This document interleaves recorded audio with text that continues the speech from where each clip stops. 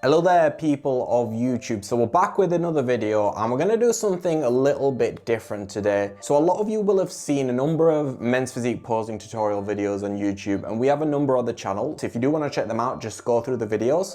But what we're going to do today is a complete guide on how to learn how to pose for men's physique. So if I was a first timer, this is the video that I would have wanted. Essentially how to learn how to pose for men's physique. So sit back, relax, and let's get into it. So the first question when learning how to pose is, when do you actually start? A lot of people say at the start of prep, some people say 10 weeks out. Honestly speaking, the earlier you start to learn, the better you will pose on stage. So you just have to think about it like training, like anything else, posing is a skill, and it really takes a long time to master it and get to grips with it and pose to a professional level. So ultimately, if you have more time doing that over an extended period of time, you're just gonna get better at it. So I would always recommend people start before they go into prep. And there's a number of reasons for that. One, when you're in prep, there's gonna be a million other things you're gonna be worried about. You're gonna be getting your steps in, your cardio, your schedule's gonna be adjusted, which means learning how to pose might be a struggle. So when things are a bit more chill in the off season and you have more energy, that is the best time to learn how to pose and get the foundations in.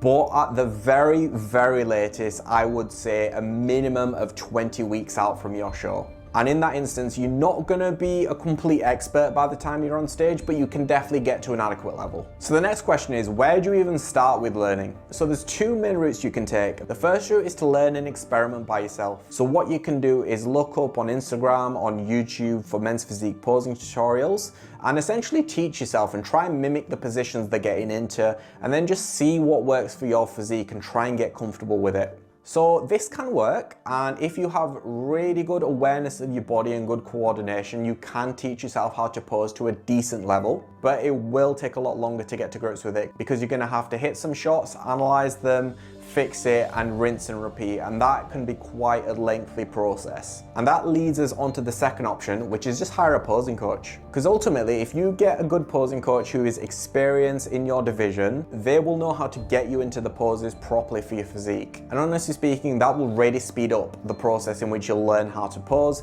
and they'll have an eye for it as well, and they'll be able to help you pose to accentuate your physique. So honestly speaking, that'd probably be my recommendation. Because if you have the mindset of, okay, I'm gonna try learning it by myself, and then you struggle to do that, and then you panic really close to your show and then hire a posing coach then, it's gonna be too late, especially if you're 3-4 weeks out and then you try and drastically change and fix everything to do with your posing right before your show. It just does not work like that, and your body will not learn how to make the adjustments. So the best way is just to work with a posing coach well in advance, just so they can learn your body and really have enough time to level up your posing.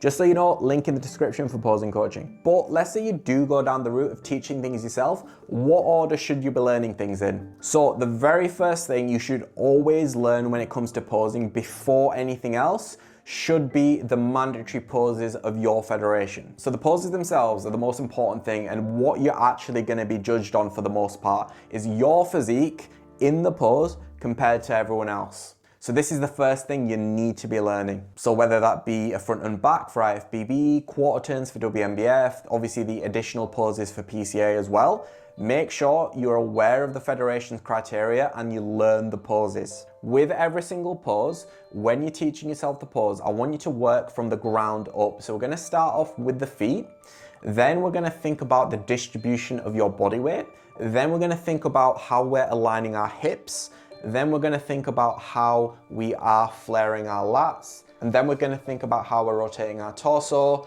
and then we're obviously just gonna sit the arms on the lats, and then from there we're thinking about the midsection control. So we're always thinking feet first and then the upper body. I would highly recommend before you start your prep, you should have a foundation level of how to hit all the poses. Then from there, once you have a decent level, we are gonna go on to the transitions. So the transitions are essentially how we move into the poses and how we move from one pose to the other. And the aim of it while some people think it's the case, isn't to be flashy and to dance about. It's essentially to get you from one pose to another whilst looking smooth and whilst looking professional. And for some people, this can be really tricky, especially with the coordination of the hands and the feet. It can be quite hard to get to grips with. But if you are going to learn them yourself, what I would do is just take inspiration from other people. So see what really good athletes do with their transitions, try it out yourself, see if it works for your physique. If it doesn't, maybe make an adjustment, and then just experiment with things. And when you are teaching yourself the transitions,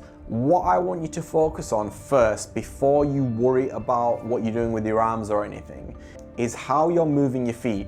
So when you're learning a transition, I want you to think about moving the feet first, mastering that, and then adding the hand movement to it. It's going to be a lot easier to learn that way when you break it up. So once we're in a decent position with the poses and the transitions, we're going to look at actually being able to hold the poses on stage. Because obviously on stage, it's not just a snapshot. You're going to be held in the poses for an extended period of time. So typically it's between about 10 to 15 seconds. But when you're in the front pose, to start off with, you'll probably be held in it for a good minute. So the ability to hold the pose is one of the most overlooked things when it comes to posing. And honestly, I've seen people miss out on placings because of that, because they're being put through round and round.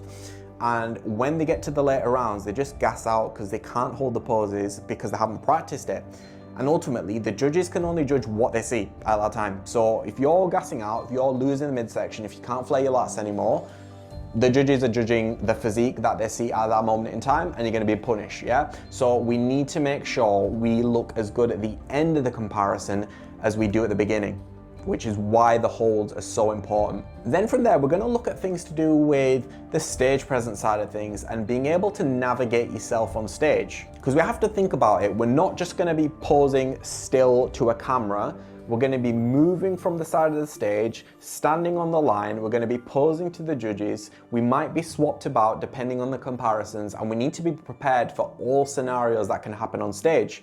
And this comes in your posing practice. You need to almost like treat it like a rehearsal, like as a dance rehearsal, and you are just replicating every scenario which can happen on stage. So examples of this could be moving to the side and posing inwards towards the judges. It can also be swapped out for someone else and imagining what you're going to be doing then. It could be how you're walking onto the stage or how you're walking off the stage. Every moment you're on that stage, it matters, and you're being judged, so you need to practice all of it. And then the final thing to practice is your individual routine. So depending on the federation, you'll have either typically an I walk or a T walk. Typically this isn't strictly judged per se, but it can really give a positive impression to the judges if it looks like you've put a lot of effort into your presentation and you've come prepared. So typically with the routine, what I like to do is choose what your best poses are, right?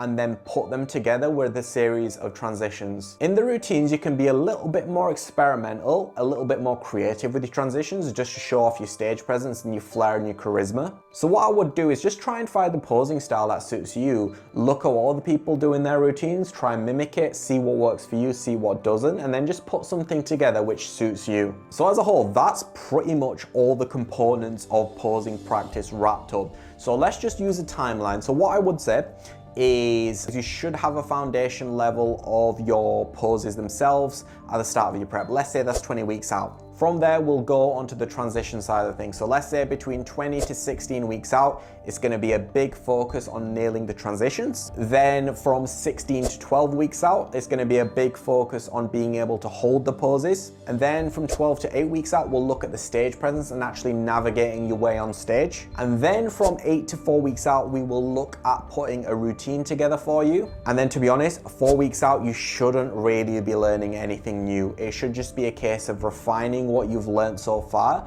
and absolutely perfecting it. Because when you're in the depths of prep and you're super lean, you just do not want to be taking that information in. So next we're going to go on to actually carrying out your own posing practice and whether to do that in the morning fasted or post-workout, because they both have their advantages. So let's talk about the morning fasted first. So it is a nice way to start off your morning. It's a good way to feel productive and just get after the day. So I would absolutely just make it a staple in your prep and do it pretty much every morning if you can. So the advantages of posing fasted are your midsection is going to be super flat.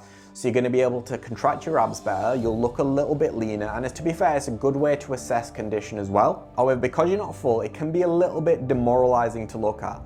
But what I would say is if you can pose when you're completely flat and you can carry out the holds and everything, you will absolutely be able to pose on stage. So what I do personally is I do a few rounds of holds when I'm fasted and I do not use a mirror at all. So essentially I'm just going by the feel, and ultimately on stage, you're not gonna have a mirror, so you need to be able to pose without one. And then we'll go on to post-workout training. So obviously then you're gonna have a pump, you're gonna feel a lot better in the poses, and I'll be a little bit more of a realistic view for what you're actually gonna look like on stage. So when you have that confidence, definitely use it, and use it as an opportunity to play around with the stage presence side of things and actually how you're gonna navigate yourself on stage, your transitions. And what I would also do as well is use a mirror. So definitely utilize that post-workout window to just see what your physique looks like in the mirror. Obviously film yourself as well, but I would say definitely don't be afraid to play around with a few things there. In terms of when I do it post-workout, I would literally say every time you train upper body,